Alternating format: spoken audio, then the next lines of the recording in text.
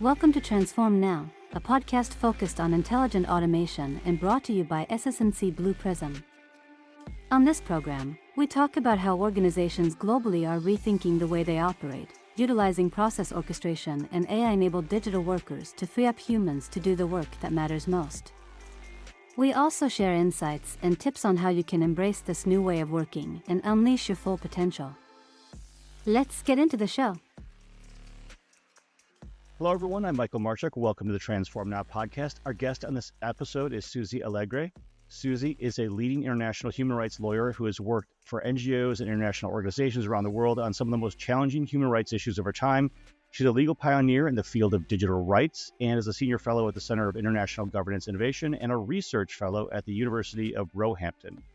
Susie is also the author of the book Freedom to Think, which is a fascinating book on the power of governments and tech companies to manipulate how we think. And her most recent book that we'll be chatting about today, Human Rights, Robot Wrongs. I'm looking forward to this one quite a lot. So welcome, Susie. Thank you. Pleasure to be here. So your background as a lawyer, what got you into writing books about the way technology is changing our human dynamics here? Well, that's quite a big question. So I originally was never planning to be a lawyer. I was originally planning to be a writer, ideally writing poetry somewhere in the Pyrenees. But while working in the Spanish Basque Country, I came across people working on the Northern Irish peace process and on peace process more generally, using human rights in their civil society work. And that's what really turned me into a lawyer, if you like, was realizing how important the law is for molding our societies. And so fast forward 25 years as a lawyer, I suddenly realized that there was a potential of bringing both aspects of my life and my passions together. So working on human rights and technology, which had started from a security perspective following 9/11, and then moved into very much a broader social perspective following things like the Cambridge Analytica scandal and what that kind of revealed of the ways that technology manipulates our societies. And so I decided to bring together my passion for writing with my passion for human rights advocacy, and particularly around technology, because I realized that while I'd spent many years doing sort of policy advocacy on international law, talking to policymakers, writing policy briefings, that actually, particularly I think with technology and the way we all use it in our everyday lives, it's important for the general public to understand why their human rights matter and how technology might affect them and what they can do to change that and to defend their rights. So that's really what made me decide to write a general public facing book, trying to explain to people why they should care about the impacts technology has on their human rights. That's fascinating because, again, the first book was amazing and the second book was equally amazing in a slightly different perspective. So I really appreciated both of them. So one of the things that folks are getting more concerned about as they see the rapid advances in technology we see with ChatGPT and their various versions and the various other models that are out there is this concept that we are going to be creating a sentient AI. And I really, really appreciate how you put that in perspective with relating to dogs. So can you kind of give us a story about how you see dogs and their sentience, and then how that person's injury kind of led you to see this? Yeah, I mean, well, dogs seem to pop up all the way through, and maybe because I'm a dog person. I mean, I like cats too, but I admit to being a dog person. But one of the cases that I found really fascinating from the European Court of Human Rights about what are called positive obligations on states. So generally, human rights stop states from violating our human rights, but they also put an obligation on them to protect our human rights from each other or from companies, or in this particular case, from dogs. So it was a case that was brought by a woman and then by her family who had been attacked by a pack of wild dogs in the Romanian capital of Bucharest. And she was given life-changing injuries as a result of this attack and took her case ultimately to the European Court of Human Rights, saying it was a violation of her right to privacy and her right to physical integrity because the Romanian government failed to address the wild dog situation. And so clearly it wasn't the Romanian government that had done anything specifically to result in her injuries. It was their failure to act to get these dogs in check. And to me, that's really an excellent metaphor for big tech and the way that it is affecting our human rights, and this idea that, well, what can governments do, and is it their responsibility to regulate? In cases where, the result of failure to regulate is violations of people's human rights, then absolutely under international human rights law, states have an obligation to put in place the laws and to take the actions needed to protect our human rights. Well, I thought it was interesting too, because the way you phrased it was the dogs were sentient but not responsible. Yeah. Can you kind of tell us a little bit more about that? Absolutely. I mean, that is, again, this sort of argument about who's responsible for AI or for whatever AI might do. And, when you look at dogs in general, as I say, I'm a dog lover. I have a dog. When I take my dog out, if it hurts someone, I'm going to be legally responsible for what my dog did. And as I said, even in the case of the wild dogs, ultimately, the Romanian government was responsible for what those dogs did. So that there are levels of responsibility and legal liability, which in the tech world we find there's often a lot of sleight of hand and smoke and mirrors to try and deflect and kind of say, well, what can you do? Especially if AI becomes sentient, then what are we supposed to do about it? It's like, well, if you were the person who made AI sentient and threw it out there, and then people are having to deal with the results, then quite possibly you're responsible for what happens as a result. So sentience of whatever you are responsible for does not absolve you of responsibility for what happens. That makes a lot of sense. And we're always having AI interact with us in one way or another, even if it's as simple as going through some of those recommender algorithms.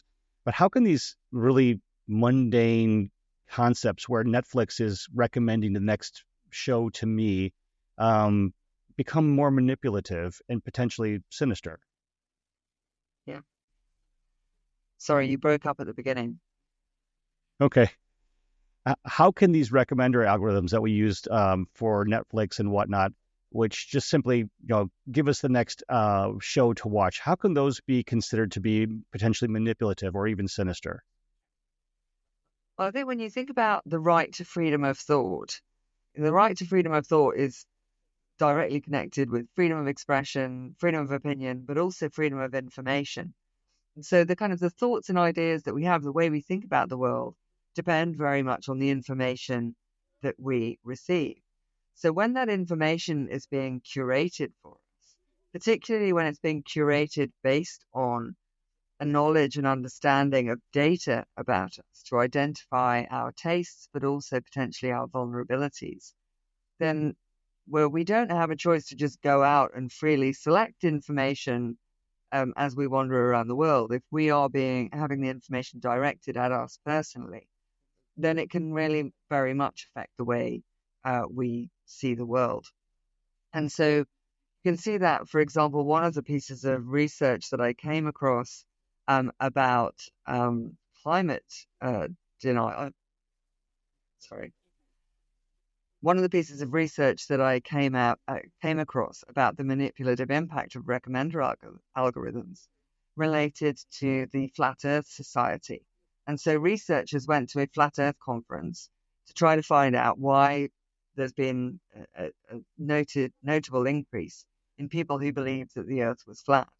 And when they went and asked these people at a conference who had, paid money to travel around the world to meet other people who believed like them that the Earth was flat, they found that everyone there that they asked, except for one, had come to the conclusion the Earth was flat through YouTube. So they'd started on YouTube, not asking if the world was flat. They'd gone looking for other kind of conspiracy theories. And YouTube had sort of said, oh, I see you're the kind of person who's interested in conspiracy theories.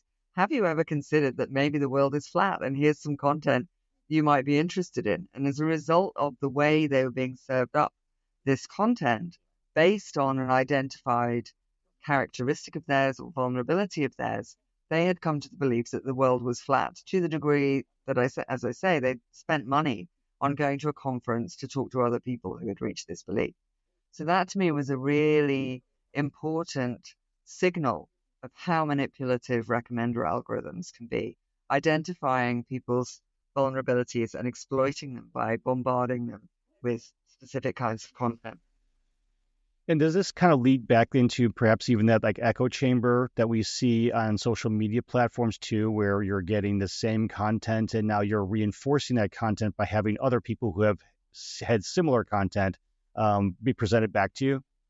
It absolutely does, but I think it's beyond the echo chamber. I think, the echo chamber happens to a degree, and obviously, that happens even in real life. You talk to your friends are people who tend to think and believe what you think and believe. And so, the social media, if you like, can be an amplification of that. This is something that's quite different because it's very much targeted. It's not just a random experience. And I mean, one example that I came across that really shocked me was, when a friend who has a teenage son looked up my first book, Freedom to Think, on Amazon, in the, here's something you might like recommended, were the quotes of Andrew Tate. That was what was being served up. You won't be surprised to hear that when I look on Amazon, I don't get recommended the quotes of Andrew Tate.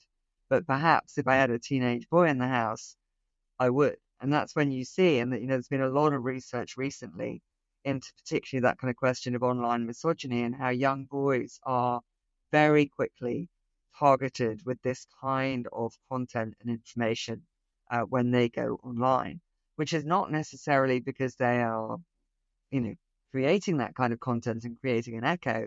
It's just because they are the target audience. They are the kind of people that this content is designed to target. Interesting. That's interesting. So as we see our connection or our engagement with more and more, both in social media, but also from the perspective of the engagement that we're now giving to these AI platforms, we're seeing, certainly we've seen, I'm sure you've seen, and many others have, the videos of interacting now with OpenAI via voice, and the very pleasant and very lifelike sounding responses that are getting back from these devices, these platforms. So much so that people are starting to find emotional connection to it. I mean, it's not unlike the movie Her, right?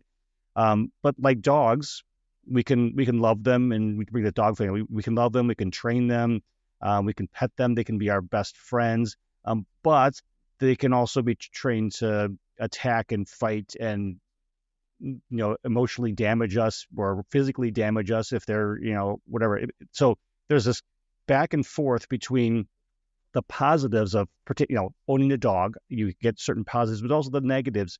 There are the potential negatives that you have to be careful of while you own your dog. Do you see that same kind of connection or the emotional connection thing being used in a positive and a negative way within this AI platform as it relates to people perhaps who are lonely or needing care, or potentially those people who are looking for things that would be socially unacceptable? I think the really big difference between the dog and the AI is that the dog is not owned by a corporation generally. And that is, I think, is the really fundamental difference. And it's something that, I've seen, which to me is just a horror show, people advertising AI dogs as kind of the future of pet ownership. And, the huge difference is, my dog might be manipulative, particularly at the dinner table, when she's very good at pleading eyes. How But can you she's, resist the eyes when they're looking at you, right? When they're there saying, please, I want some of your food. Absolutely. But, she's not going to be reporting back on, what I'm eating, how I'm feeling. She's not recording our interactions.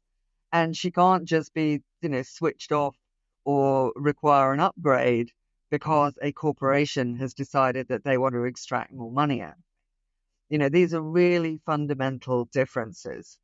And so I think there are really, really big problems. And I think this is the next huge social issue that we are stumbling into, is the corporate capture of our emotional lives. And we've already had it to a degree with social media.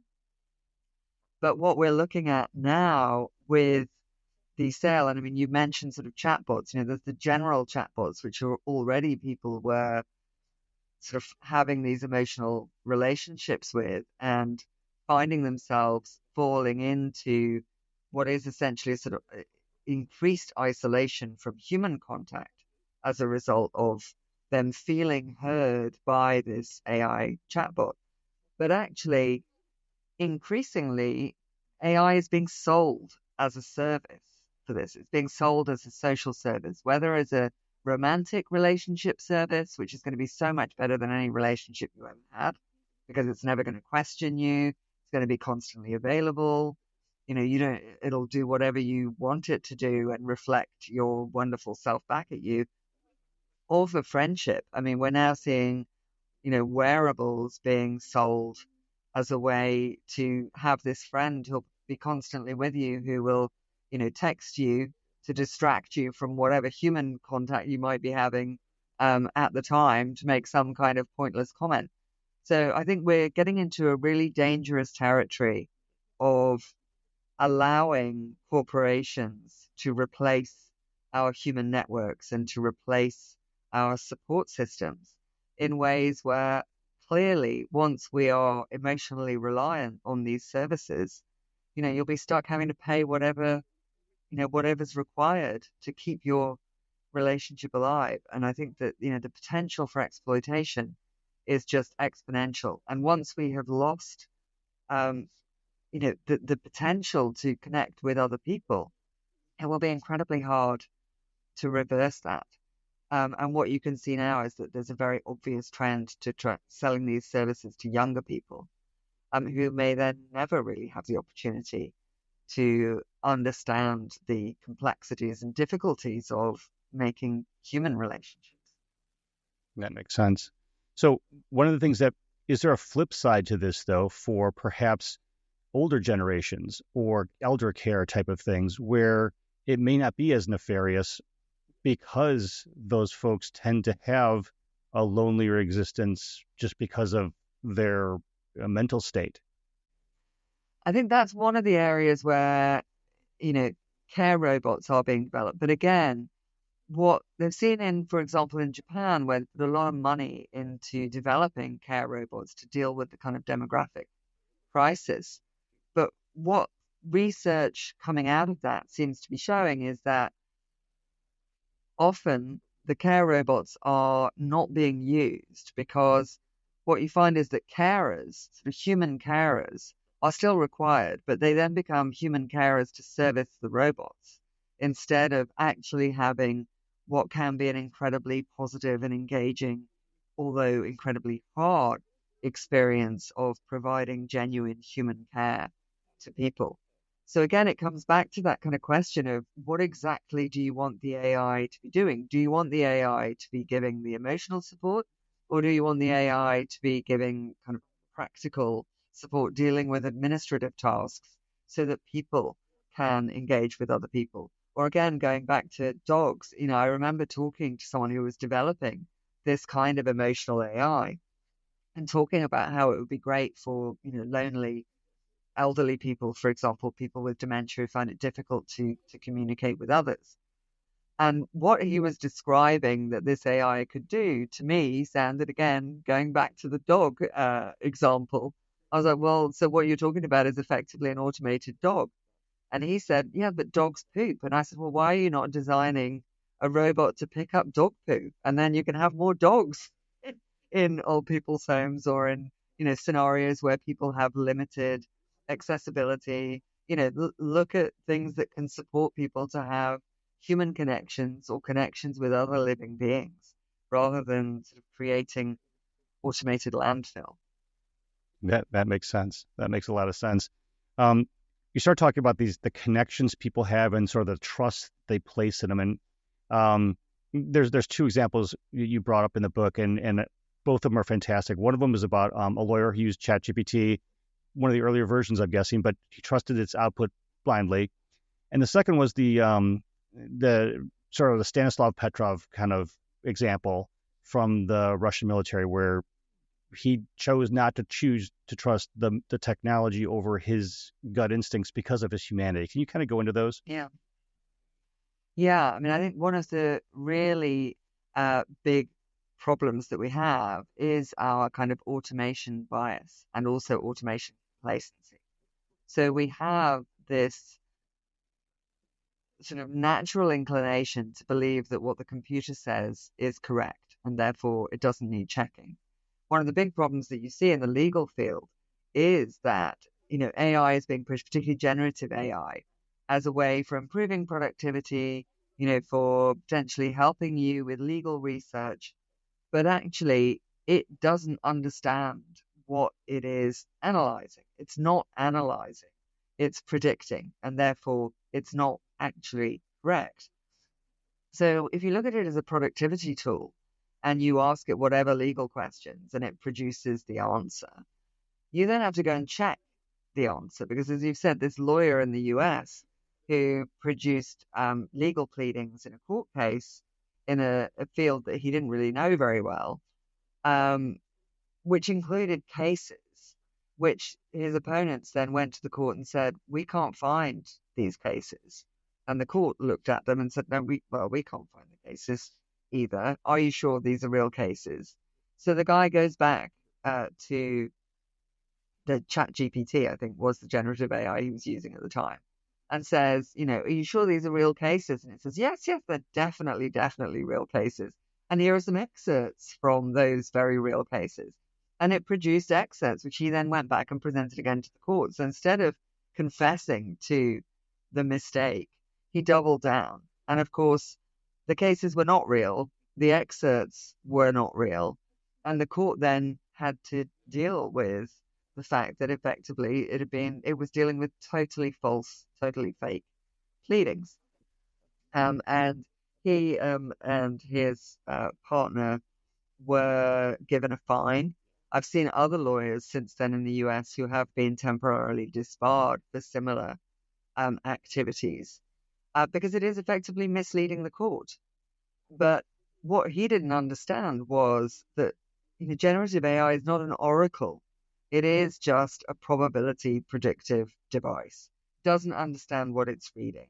It can't do analysis in that kind of way, in the way that people can. And more recent research since that case has shown that even where generative AI tools are trained on actual existing federal law cases in the US, their analysis of those cases is incorrect, kind of roughly 60 to 80% of the time. Now, if you were hiring a lawyer, you'd be pretty disappointed if their analysis of case law was incorrect 50 to 80% of the time. But what that means is that, you're being sold this productivity tool. It looks like magic. You feed in the stuff and it produces these pleadings for you, which look great. But actually, if you have to double check them to the degree of having to go and check if the cases are real, read the cases yourself to find out whether the quotes are real, there's a real question about how that actually, is adding, how that is helping for your productivity rather than just doing it all yourself in the first place. And there really is this danger of automation complacency and automation bias. And if you, as you said, this kind of example from the Cold War of looking at the computer telling you that nuclear missiles are inbound, but actually hesitating. If that system had been automated, it's debatable whether we'd be really talking here today. And having sort of grown up in that febrile Cold War time where we were all terrified of potential nuclear attack, you can see where having actually the potential to just think twice and to have that human capacity for doubt, if you like, which generative AI doesn't really do, as that lawyer discovered when going back and saying, are you sure these cases are correct? Could go either way. What's the probability predictor? Is the generative AI going to say, yes, they're definitely correct? Or it might say, oh, no, sorry, here's another one, which may be equally incorrect. But having that person and that, I suppose ultimately it's skin in the game that as a human being, you have something to lose by your decisions in these really sensitive areas. The AI, a generative AI, just follows its predictor. It has nothing to gain or lose out of those decisions. And so I think it's really important to have that human aspect in our decision making. I think it was a very apropos pun you used there, having skin in the Yeah. game. This is it's very true. So with all these engines that we've got out there, there's so many different models that are being used right now and developed and trained and whatnot. I know this is an still emerging issue that's still not really well decided, and that's the whole idea of copyrights and training. What are your thoughts? Again, this is still wide open, so there's nothing definitive about this, but you certainly have a much better view than perhaps someone like me, who's not in the legal field. What are your thoughts on these copyrighted materials that are being used to train AI models from what I guess we consider publicly available sources? Well, I think it's hugely problematic. And even if something's publicly available, that doesn't mean that it's available for any use. You know, it can be copyrighted for posting on a particular website. That doesn't mean that it is, that it's available for anyone to do anything with. And one of the things that I looked at in the book in particular were both the economic and moral rights of authors. And so it's not just about money, it's also about being recognized for your work. As you said, that legally there are many cases going on, particularly in the US, less so in the UK. I think copyright law varies across different jurisdictions. So whatever happens in the US will not necessarily dictate what happens elsewhere. One of the really big challenges, I think, for authors and publishers, or authors in particular, of addressing what does feel like a huge violation of both moral and economic rights, because potentially AI is being sold as a replacement for human creators. I mean, that is what the narrative has been over the last year or two in particular. So you're talking about a replacement for people who already are seeing massively shrinking incomes. So, for example, in the UK, between I think about 2018 and 2022, median writers' incomes went down from £10,500, his professional writers' incomes from £10,500 to £7,000. And I mean, frankly, £10,500 was already not the minimum wage. So we're looking at tiny incomes of people who are being crushed by massive corporations. And so bringing legal cases, in many cases, is not really a practical option. So while we are seeing particularly publishers, but also high-profile authors and sort of class actions happening in the US, in other jurisdictions where you've got less access to justice or where the costs associated with bringing cases are prohibitive, it's very, very hard to actually bottom that out necessarily in the courts. But what I do think is we're going to see different jurisdictions taking different regulatory approaches to protecting creators' rights.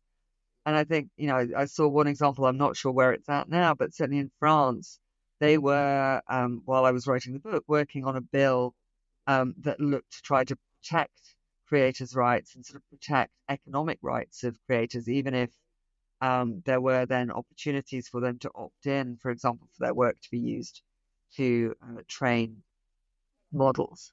I think one of the other big challenges is where authors have published with publishers, whether that's academic publishing or journalism or elsewhere, and are now finding that those publishers are going into agreements and selling their back catalogs to be used to train AI, in ways that when those authors signed their contracts or submitted their work were unthinkable. And I think we're going to see a lot of court cases developing around that. So I think it's a very unsettled area. Clearly, as a writer, it's something that's really disturbing because it's, what then is the end game? What is the point of creating and publishing? But I think we are also starting to see, particularly in image protection online, the use of technology and other ways that creatives and technologists are working together to fight back, to protect their work. So we're seeing, for example, tools that can protect images online to stop them being scraped to train these models. There's one called Glaze. And at another level, another tool called Nightshade, where if the models scrape your images, they will effectively be poisoned. So this tool, starts to then corrupt the models that have downloaded or scraped this material without consent. And so we're starting to see a kind of Luddite fight back, if you like, sort of breaking the models where they are taking people's content. And I think we're going to see a lot more of that. And there are also non-profits and foundations starting to work. So there's someone called Ed Newton Rex who's set up a foundation starting to look at developing models without unlawfully using copyrighted material. So I think there's everything to play for. I think it's very unsettled, as you say, at the moment. And I think we'll probably see different outcomes in different jurisdictions. So I have a question related to that. I mean, most of us who are listening to this podcast have gone to school and have had to read potentially some classic literature or even some modern literature as part of our school projects. And oftentimes those books were available at our library or distributed by the school that we attended. We didn't own them, the school did. But the ideas and the materials, certainly in textbooks, but even in the literature books, were things that helped shape the way that we now create and develop our own content. Is there any analog between that kind of learning and the learning that these models are doing?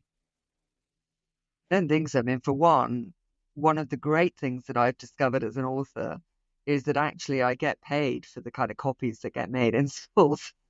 And I get paid for library takeouts as well. So, there's no parallel in those terms. But if you take out the resource question, um, the way that you interpret and understand work that you're reading and how that affects how you think is affected by your whole human experience.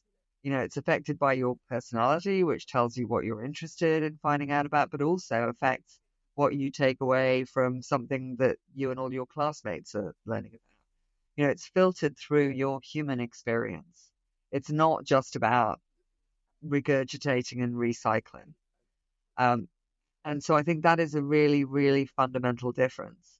That as creatives, we are inspired by things around us and by the prior creative work that we have absorbed and enjoyed. But we're not just regurgitating it. And if we are, we're probably going to get hit with a copyright claim. So, I think that is a really fundamental difference. We're taking it in and we are sort of filtering it through our humanity to create then something new. And that's one of the things as well about these models is that if we lose human creativity because it's replaced by these models, we're effectively looking at an end game for the evolution of human creativity and of our cultural heritage, because the models cannot create something new because they are effectively only able to spout what they've been fed and what they've learned from. Whereas we as humans are constantly evolving and creating new things. That's what human creativity is about. That makes sense. So you had two quotes that I want to end with because I think both of them are brilliant. First one is, generative AI is essentially extractive in nature. It mines human creativity and exploits human labor while destroying the planet. Let's start with that one. Yes, I What are mean, your one of the thoughts? things, Yeah. yeah, I think one of the things that I found when you first start looking at generative AI, particularly as a creator, like, is you see it as that extractive industry of human creativity. But what I found when I looked more deeply was, as well as I said in that quote, that it's not just about that surface level of what it's doing with human creation. It is not magic. It's not floating in the air. The cloud is not a cloud. This is all being driven by power and water. It's running on hardware that is made from minerals that are being dragged out of the earth in conflict regions by people, often in conditions of modern slavery, including child slavery. It's landfill. It's being dragged out of the earth. It is then being built into huge data centers, which are being run with power and water that are depleting areas that are already parched, and then creating massive amounts of electrical waste, which are, being pushed back out, often to the developing world, either for sort of toxic recycling, again, for people in really serious working conditions, or being put into landfill, leaving these toxic minerals and chemicals to seep out into the earth to kind of destroy generations of people. So it's really not just about this kind of rather niche intellectual question of whether or not it's affecting poets. That for me is something that I feel very, very strongly about. That's what took me into this exploration. But that is really just the tip of the iceberg. The second quote kind of builds off of that. And this is, again, I felt this was amazing. Ultimately, it's our humanity that matters most. How do you feel that generative AI can add to, and how is it affecting our humanity? Adding to our humanity, I'm not really sure about generative AI. For me, most of what we're being sold is not necessary, and it's about enrichment and exploitation. There are clearly ways in which AI more generally can be used, for example, in medicine or in climate modeling. There are very clearly incredibly powerful uses for AI writ large that will help us as humanity. But that is not the majority of what we are being sold. That is not the chatbot that's going to help me, access my bank account. That is not going to improve our humanity. And I think that's the real danger, is putting AI in a bucket and saying AI is going to save us or AI is going to destroy us. It's what it's being sold for and what it's being used for, which is where that tipping point is as to whether or not it's going to fundamentally help us as humanity or potentially erode our humanity. And I think the point that we were discussing earlier, for me, is the really dangerous area, is that the way that it is being sold as a replacement for interpersonal human relationships. And if we lose our capacity to engage with each other, then I don't really know how we're going to keep our humanity. I appreciate that. Well, thank you so much for joining us today, Susie. It was amazing to talk with you. I really appreciate your perspectives, because these are things that are personal to me as I see it within an industry perspective. But I also see the way that you're approaching it to be a lot more eye-opening than perhaps some of the other books that are either very climate focused or technology focused or end of world focused. You've kind of brought a bunch of different things in to look at the different perspectives around it and base it around humanity. And honestly, that's probably the best way to look at this. So I appreciate your perspective. Thank you. And I certainly hope that the end of the world is a very long way off. Same here. Well, thanks again for joining us. My pleasure. Thanks for having me. Thank you for listening to Transform Now, the podcast from SS&C Blue Prism. You can find all of our episodes on your favorite podcast channel, as well as YouTube. To stay on top of the hottest topics in the world of intelligent automation, subscribe now. The future of work is here.